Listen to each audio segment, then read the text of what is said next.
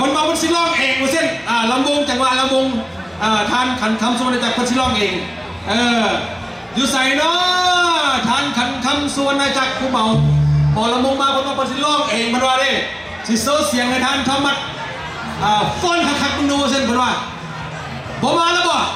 บ่มาแล้วขอตั้งใบซะขอตั้งใบให้ทันทอมัดเดอร์เอาขอเส้นแขกผู้มีเกียรติทุกทานมาฟ้อนเป็นมูอย่าไอ้ทอมัดเด้อ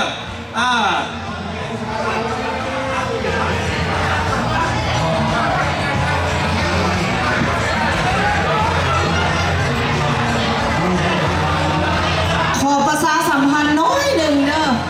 ขอโทษหลายๆสำหรับขบวนเซิ่งของวัดทุกคนไปห้องโตกันอยู่หลังหอแจก15 นาทีเด้อพวกเขาสิเตรียมเซิ่ง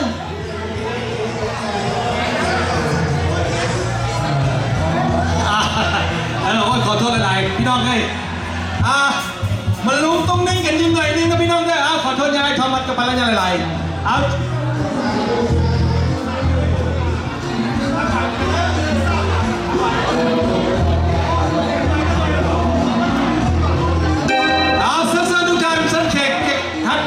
แขกผู้มีเกียรติทุกท่านมา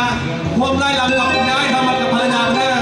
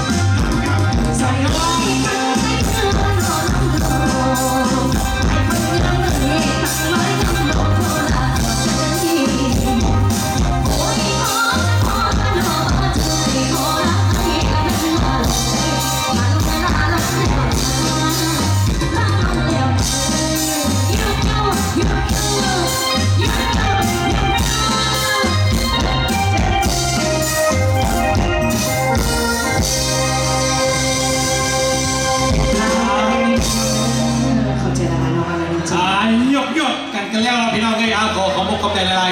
ระวงสามัคคีเขาพิเศษหอบผ่านมานะพี่น้องเนาะเอาโบโบลายใหญ่ยังห้างบ่ทันทางคณะกรรมการระวงสามัคคีหอบต่อไปนะพี่น้องเด้อ